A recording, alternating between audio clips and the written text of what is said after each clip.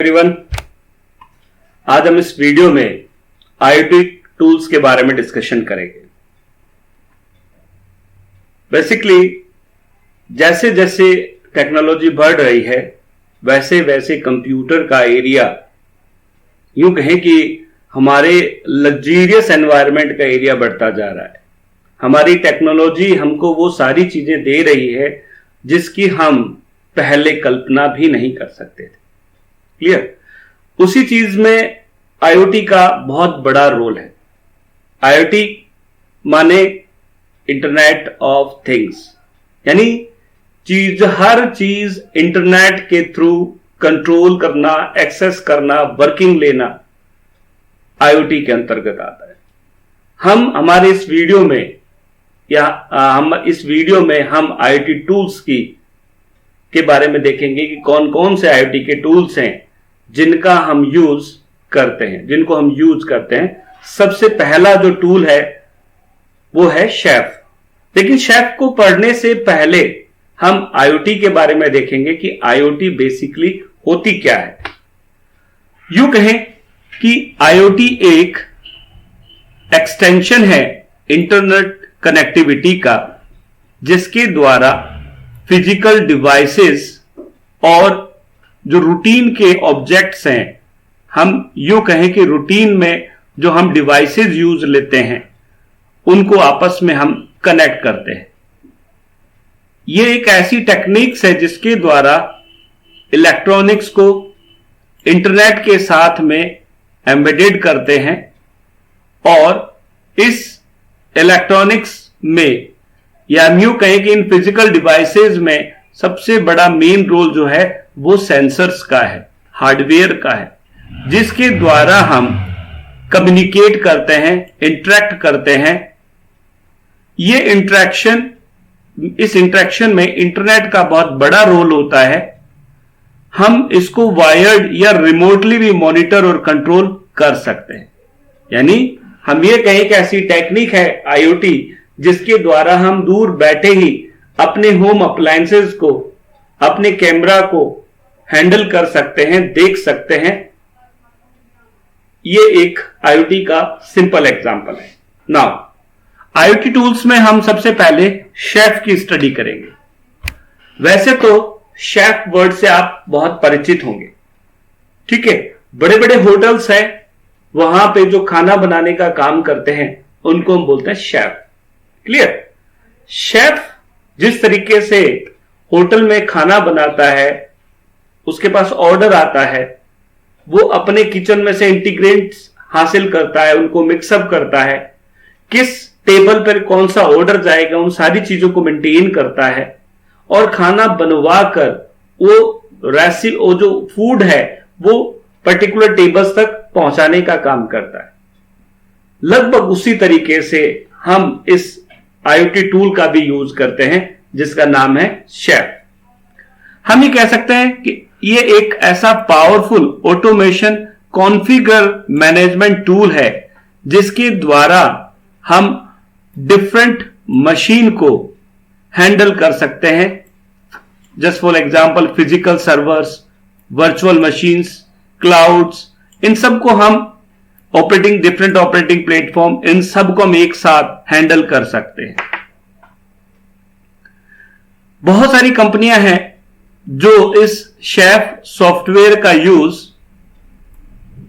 अपने बिजनेस को, अपने इंफ्रास्ट्रक्चर को कंट्रोल और मैनेज करने के लिए करती हैं।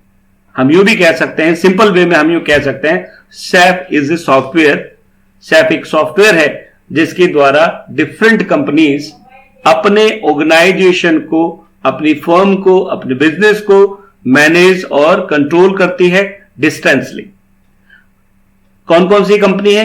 फॉर एग्जाम्पल फेसबुक, इट्सी, चीज बर्गर और इंडिगो।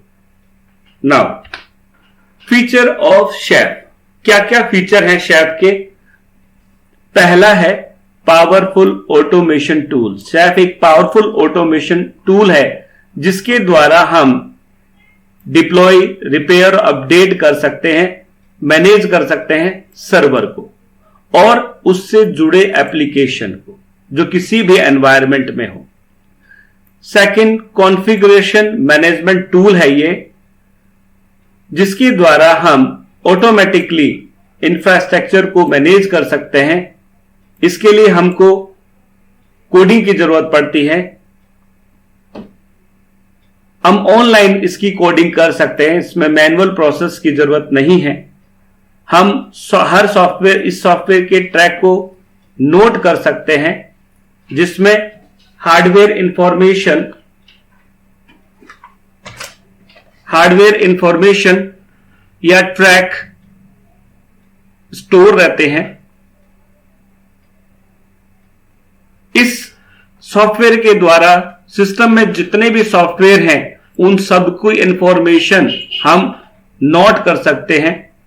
उनमें अगर कोई प्रॉब्लम है उसको रिपेयर कर सकते हैं, डिप्लॉय कर सकते हैं, अपडेट कर सकते हैं। ठीक है,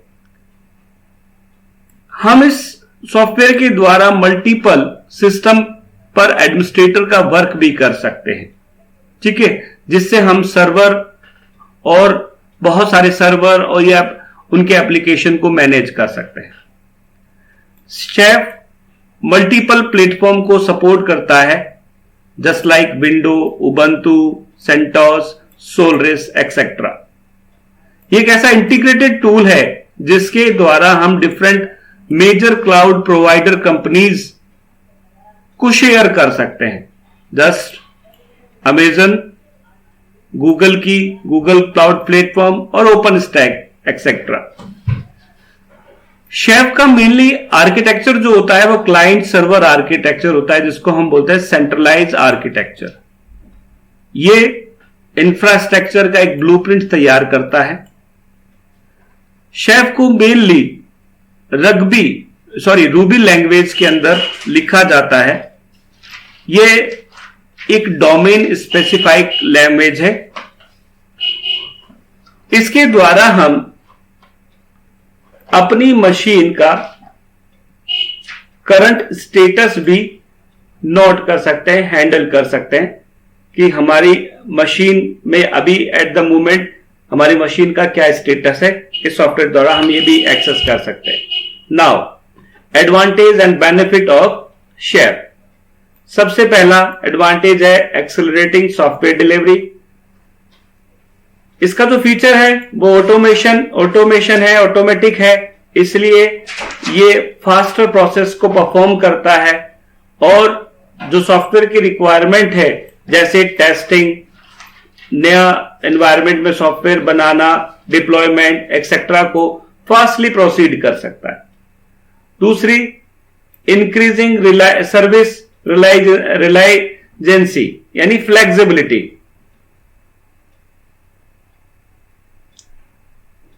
रिलायजेंसी को मेंटेन करने के लिए ये डिफरेंट तरह के बग्स को, उनके एरर को मॉनिटर कर सकता है। ठीक है, जो कि किसी भी प्रोसेस में राइज होते हैं और ये उनको आसानी से फास्टली हैंडल करता है। रिस्क मैनेजमेंट के अंतर्गत हम इस के द्वारा यूं कह सकते हैं कि लोअर रिस्क प्रोवाइड करवाता है, क्योंकि ये कई तरह की परमिशंस हर स्टेज पर प्रोवाइड करता है, एक्सपेंशन करता है फंक्शंस को, जिसके द्वारा एरर आने की संभावना बहुत कम रहती है। ठीक है, जब एरर नहीं आएगा तो कॉन्फ्लिक्ट नहीं होगी और हम आसानी से अपने सिस्टम को डेवलप कर सकते हैं। क्लाउड अडॉप्शन, आसानी से डिफरेंट क्लाउड को शेयर कर सकता है, उनके एनवायरनमेंट को शेयर कर सकता है, डिफरेंट सर्वर को हैंडल कर सकता है, उनको आसानी से कॉन्फ़िगर कर सकता है, उसमें एप्लीकेशन को इंस्टॉल कर सकता है और ऑटोमेटिकली उनको मैनेज कर सकता है। उसके बाद आता है managing data centres and cloud environments. इसमें हम शेफ को डिफरेंट प्लेटफॉर्म पर रन कर सकते हैं।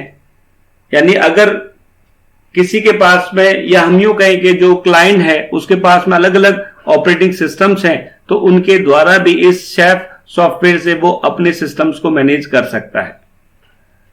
स्ट्रीमलाइंड आईटी ऑपरेशंस को परफॉर्म करता है, उसमें अपने जो इंस्ट्रक्शन है वो एक से ज्यादा इंस्ट्रक्शन को एक साथ कंटिन्यू हैंडल कर सकता है, आसानी से टेस्टिंग कर सकता है, प्रोसेस की डिलीवरी और मॉनिटरिंग कर सकता है, और उसमें अगर मान लो कोई एरर आई है तो उसको आसानी से सॉल्व कर सकता है।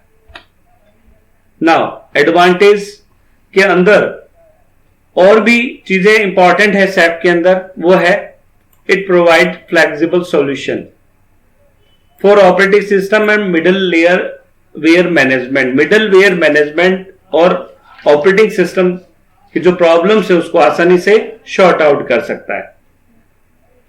प्रोग्रामर को एक ऐसा प्लेटफॉर्म देता है कि वो आसानी से एप्लीकेशन डिजाइन कर सकता है। हाइब्रिड नेचर है इसका, क्लाउड कंप्यूटिंग में सॉफ्टवेयर एज ए सर्विस को यूज करता है। ये अपने इंस्ट्रक्शंस को, अपनी प्रोसेस को सिक्वेंशियली हैंडल करता है। इसके द्वारा टास्क स्टेबल होता है, रिलायबल होता है।